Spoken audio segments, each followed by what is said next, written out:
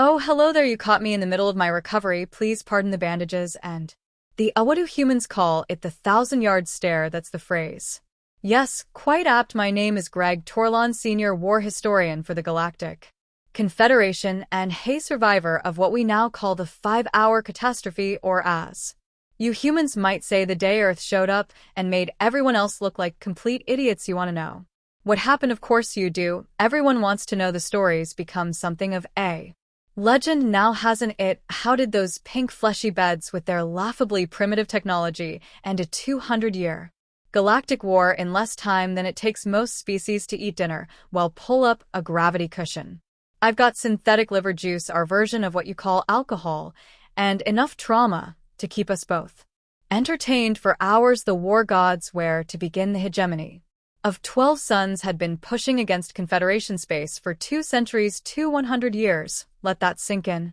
Generations of my people born, raised, and vaporized in a conflict that predated their great-grandparents. We lost 37 inhabitable worlds, 16 space stations the size of your moon, and approximately 18 billion sentients, and that was just our side. The hegemony, those carapace nightmares, had lost more, much more, but they just coming. Their reproduction rate was triple ours, and their religious doctrine considered death and battle the only path to their peculiar version of paradise.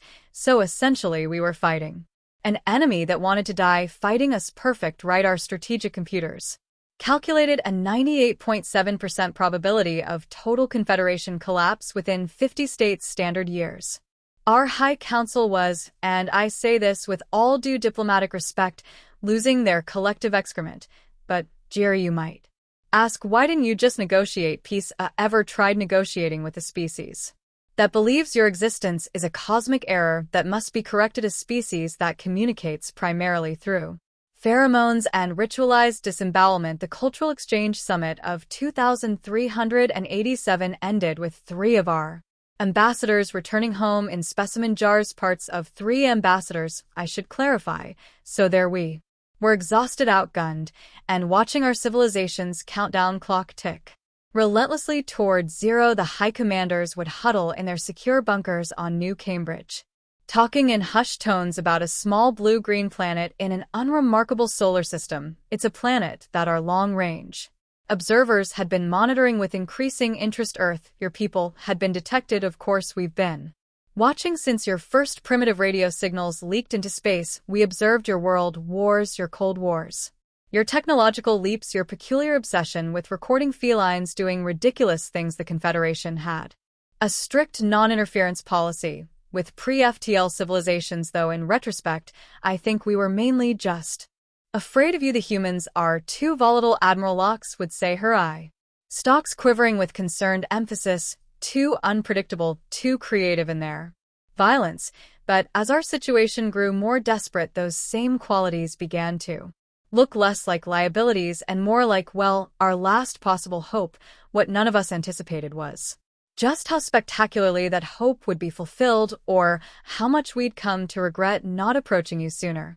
Because when humans finally joined our war, well, I'm getting ahead of myself, but I still wake up shaking some night remembering the war began, can you believe it, or a translation error. The Heen's Grand Hierophant misinterpreted our standard greeting as a declaration that their egg sacs were malodorous and their ancestors practiced inappropriate relations with hive-dwelling insects, not the diplomatic foot forward we'd intended. Within a solar cycle, their battle fleets had razed 3 of our border colonies. The Confederation, not exactly prepared for full-scale war, SCR scrambled to respond. Our military consisted primarily of scientific vessels hastily refitted with weapon systems that their designers had explicitly warned were completely incompatible and were likely to explode if you try this. We lost as many ships to our own malfunctioning technology as we did to enemy fire during those early years, but we adapted, we learned, we reverse-engineered, captured hegemony vessels, and discovered their technology was based on crystalline computing. Utterly alien to our quantum foam processors, but devastatingly effective. Their shields could absorb energy weapons, indefinitely recycling the incoming fire to power their systems. Quite clever, actually. The hegemony foot soldier, what a horror. They were 3 m tall.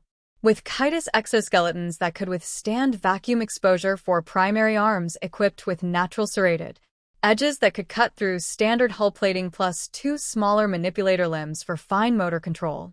And their hive-mind coordination, a squad of 20 operated with the seamless precision of a single organism, were fighting against evolutionary perfection. Commander Vitar once told me moments before her cruiser was overrun her last transmission was just hysterical laughter as hegemony boarders poured through the breach in her command deck. We played it for new recruits as a warning. Morale was never our strong suit. Year after year, the front lines shifted. We'd develop a new weapon, they'd adapt, they'd perfect a new strategy, we'd find a countermeasure. The Rylan Gambit, the Siege of Ta Cti, the infamous planetary sacrifice, addend 6 names that meant nothing to outsiders but represented the loss of billions to those of us who lived through them. By year 50, both sides had resorted to automated warfare, sending drone fleets controlled by increasingly sophisticated tools against each other. By year 100, those AIS had developed their own battlefield philosophies and tactical doctrines that their organic creators barely comprehended. Our greatest victory came during the Battle of the Many Expanse, when Admiral Quill Zanero authorized her battle AI to rewrite its own core directives mid-combat. The resulting tactical innovation was brilliant and terrifying. The AI sacrificed 40% of our fleet to create a false vulnerability that, when the hegemony committed their reserves to exploit it, resulted in the destruction of their primary armada. Gendo was executed for exceeding authority, but the strategy bought us 30 years of relative peace. The hegemony withdrew to rebuild. When they returned, their ships were piloted by cybernetically enhanced warriors, part organic, part machine, engineered specifically to counter our AI, and the slaughter began anew. That's the thing about this war, it kept evolving, kept getting worse, both sides climbing an arms race ladder to nowhere, each rung more deadly than the last. Our first contact team approached Earth with what we thought was appropriate caution. Commander Nick Polarian, our finest Xena diplomat with 16 successful first contact missions to his credit, led the delegation. Just another primitive species needing a gentle introduction to galactic society, he told the council confidently. The poor fool, he had no idea we chose Wyoming, somewhere rural, minimal population, low chance of mass panic. Our ships used stealth tech, landing under cover of night. The team emerged with universal translators, gift packages of advanced medical technologies, and rehearsed speeches about galactic brotherhood. 10 minutes later, 3 of our delegates were zip-tied face down in the dirt, they with projectile weapons aimed at their central nerve clusters by local law enforcement, who responded to strange lights with surprising efficiency. Polarian himself was being interrogated by a human female claiming to be, and I quote, just the night shift dispatcher, but I watched a lot of X-Files when our extraction team arrived, that they found the humans had already reverse-engineered parts of our translation technology and were asking disturbingly specific questions about our propulsion systems. These beings, Polarian reported later, applying cooling gel to the stun weapon marks on his thorax, are simultaneously less advanced and more dangerous than anticipated. The council decided a more official approach was needed. We arranged contact with your United Nations, explained our situation, and formally requested Earth's assistance in the war effort. Your representatives asked for time to deliberate. Pico, 3 local days later, they delivered their response. While Earth is sympathetic to your plight, we must respectfully decline military involvement. At this time, humanity is still resolving its own conflicts and is not prepared for interstellar warfare. So polite, so reasonable, and such complete nonsense.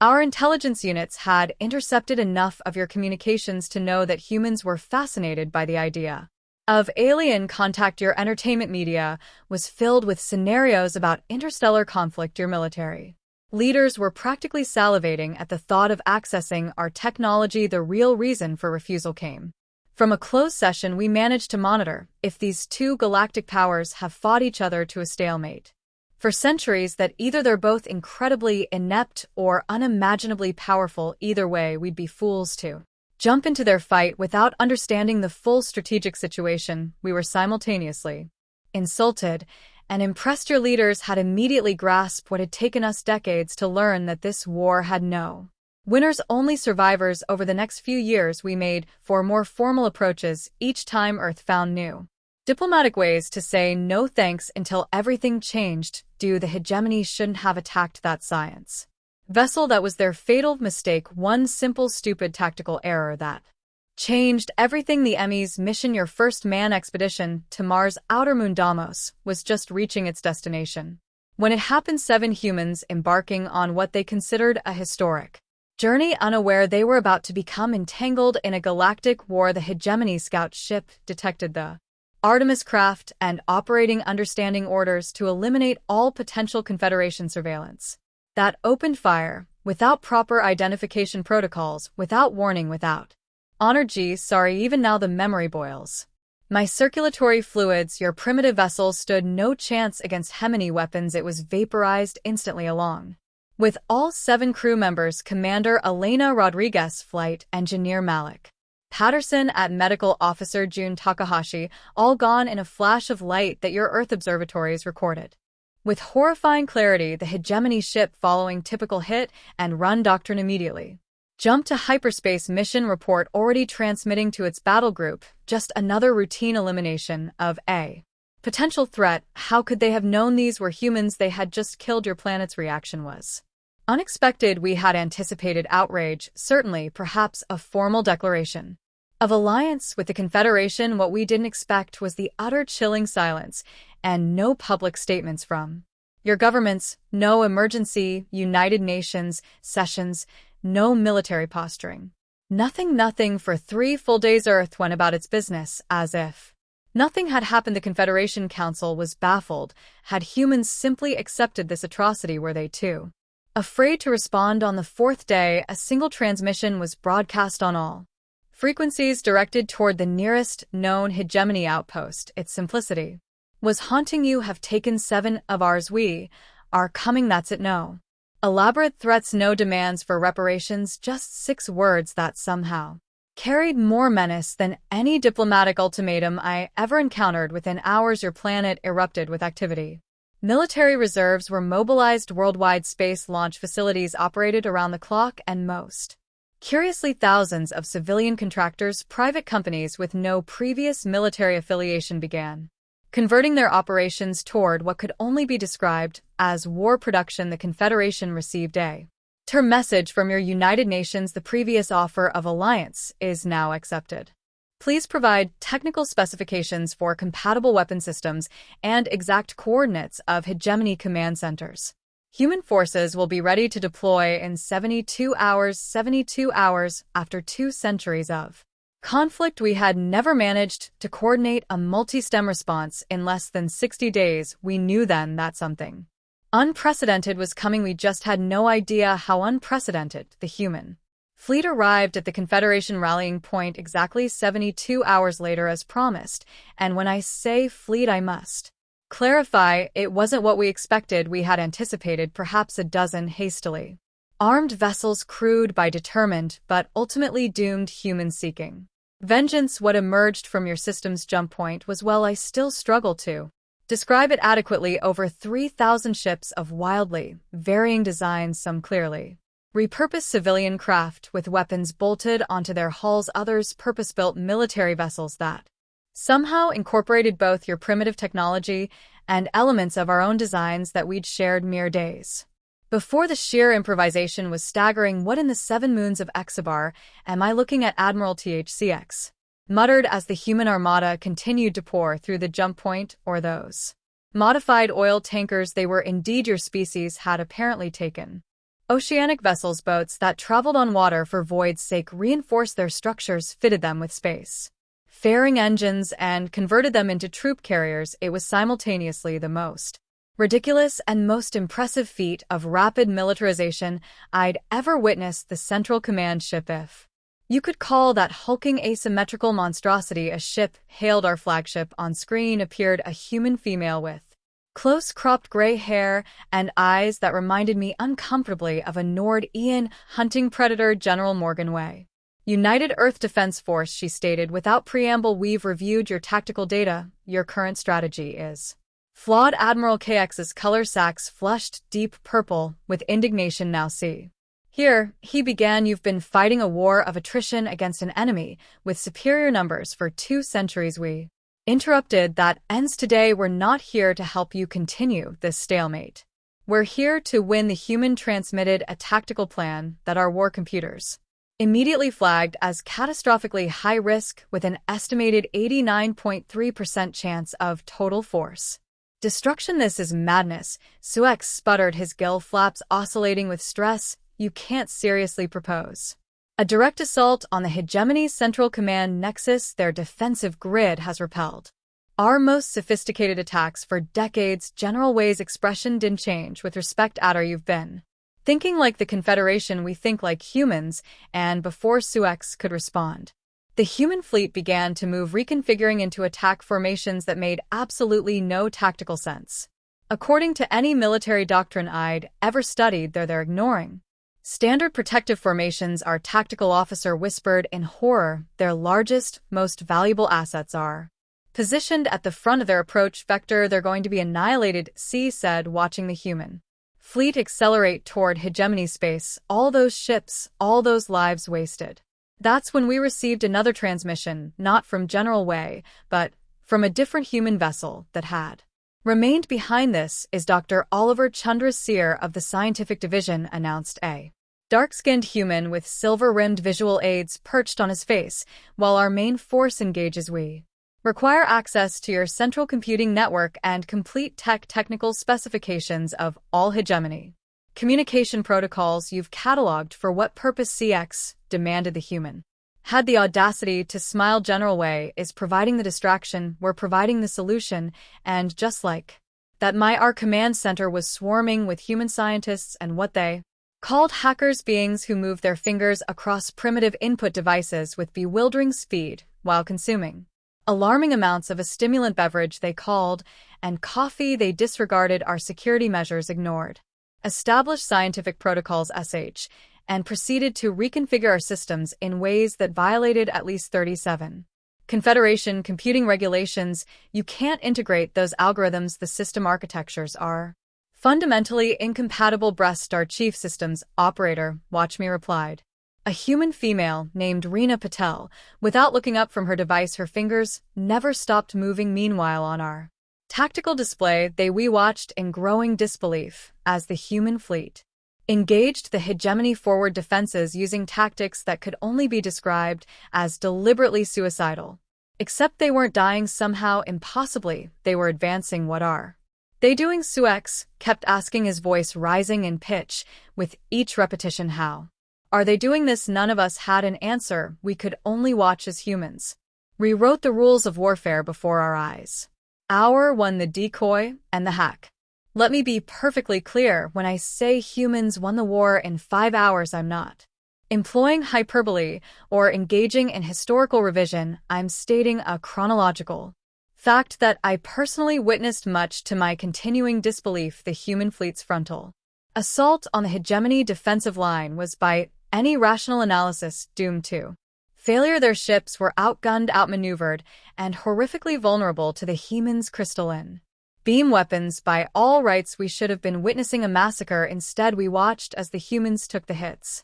They're letting themselves get shot. Lieutenant Commander Vex gaped at the tactical display. Those shields can't possibly. They're not shields, interrupted one of the human technicians who'd invaded our command center. They're a blade of armor plates designed to absorb energy and, well, disintegrate. That's insanity. The crews will be perfectly fine, the human said, sipping from his beverage container. We compartmentalized everything. Each hit takes out a section of armor that was never critical to begin with. Meanwhile, Dr. Chandrasekhar and his team had somehow managed to integrate their computing systems with ours. Their screens displayed streams of code that evolved at a rate I found physics nauseating to observe. We've identified the patterns in the hegemony quantum encryption, announced Reena Patel. Their communication protocols have a cyclical redundancy we can exploit, initiating penetration sequence. Now that's impossible, protested our cybersecurity chief. We've been attempting to crack their encryption for decades. Yes,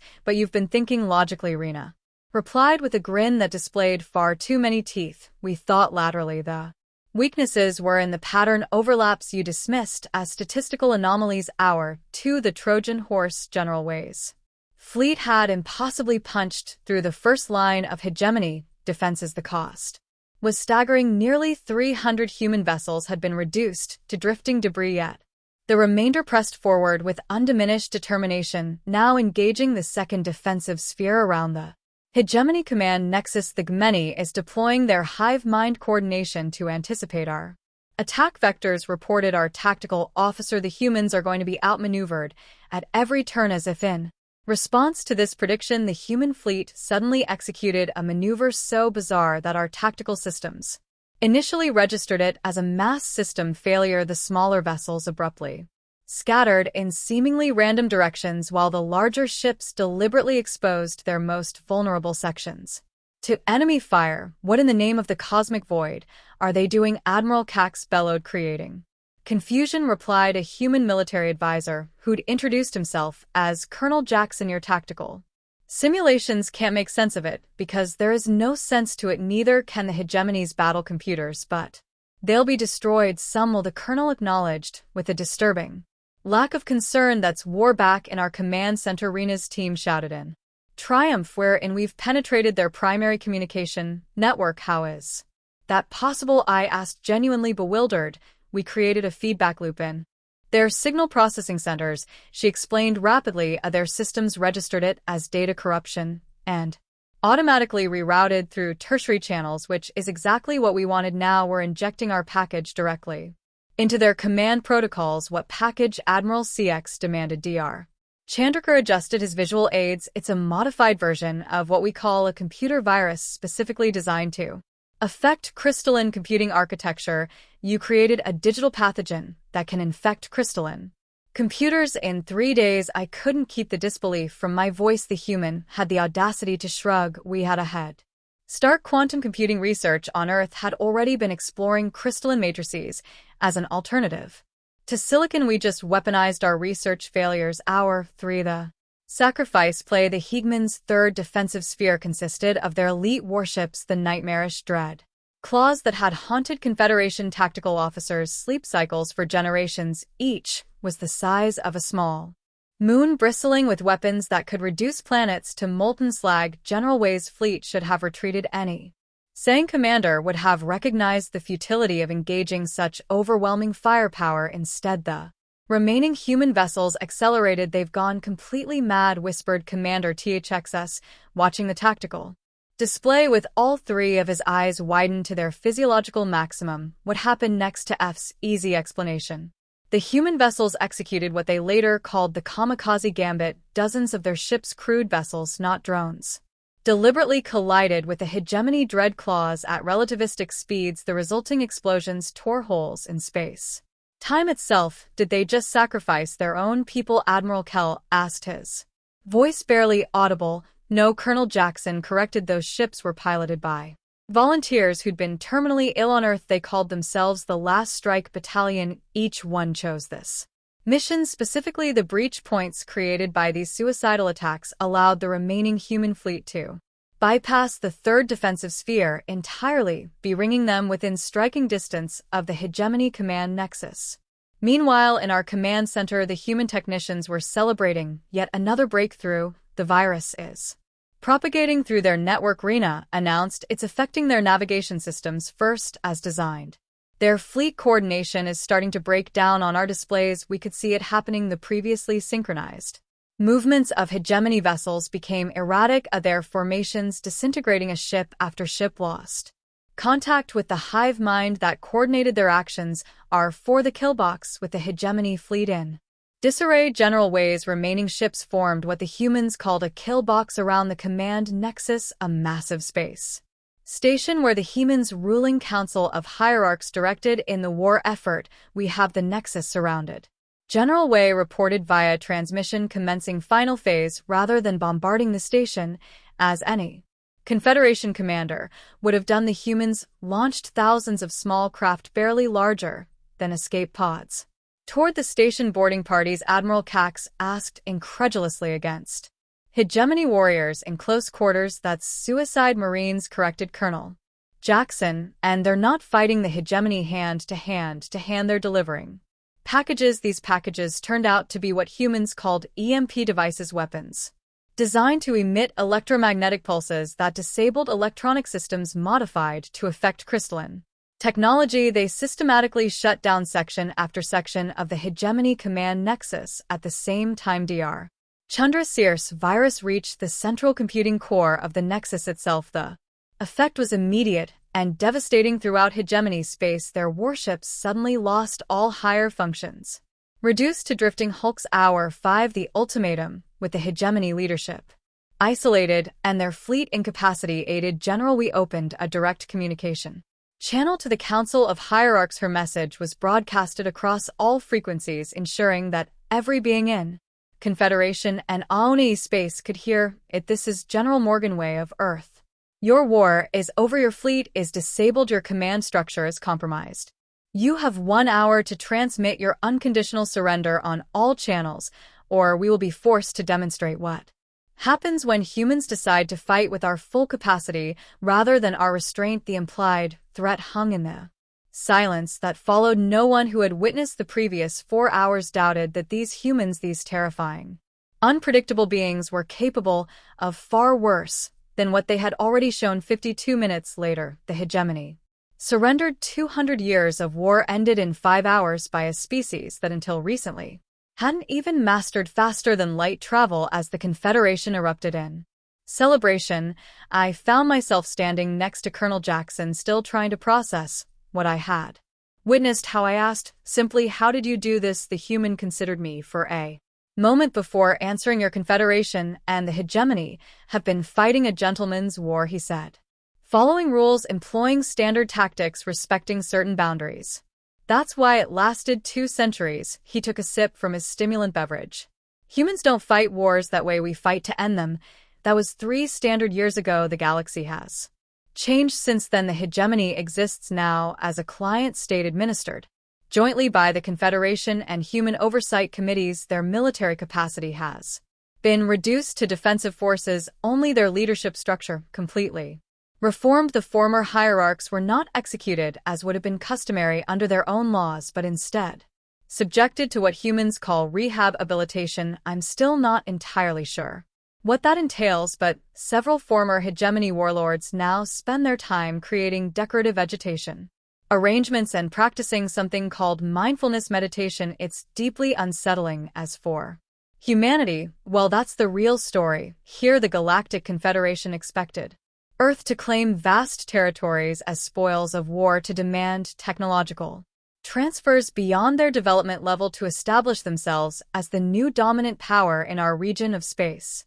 Instead, they asked for exactly 2 things: full membership in the Confederation with equal voting rights, an establishment of a memorial at the site where the Artemis crew was killed. That's it. After saving our entire civilization, they just wanted a seat at the table and a place to remember their dead. Of course, they got much more than that. Virtually overnight, humans became the most sought-after advisors, consultants, and problem solvers in Confederation space. Their lateral thinking approaches to scientific challenges have accelerated our technological development by an estimated 70 years, and just 3, their cultural exchanges have sparked artistic and philosophical renaissance is on a dozen worlds. But there's something else, something unspoken that permeates every diplomatic gathering, every strategic planning session, every negotiation where humans are present. Fear, not the paralyzing terror of imminent destruction, but the quiet, constant awareness that these seemingly friendly beings ended a 200-year war in 5 hours. That their capacity for violence, when provoked, exceeds anything our galaxy had previously imagined possible. No one says it aloud, but the thought is always there: what if they turn against us? It won't happen. Of course, the humans have proven themselves to be steadfast allies and surprisingly conscientious citizens, but still we remember those 5 hours. As Admiral Casey said in his retirement address, the Confederation has gained the greatest ally imaginable, and I thank the cosmic forces for that alliance. But may we never forget the lesson of the 5-hour war, that humans don't just fight wars, they end them. They end them. I still wake up with nightmares sometimes, remembering the cold precision In General Wei's eyes as she delivered her ultimatum, the casual way Dr. Chandrasekhar's team dismantled technological barriers we'd thought unbreachable. The galaxy is at peace now. A better peace than we've known in generations, but we all keep one eye on Earth just in case.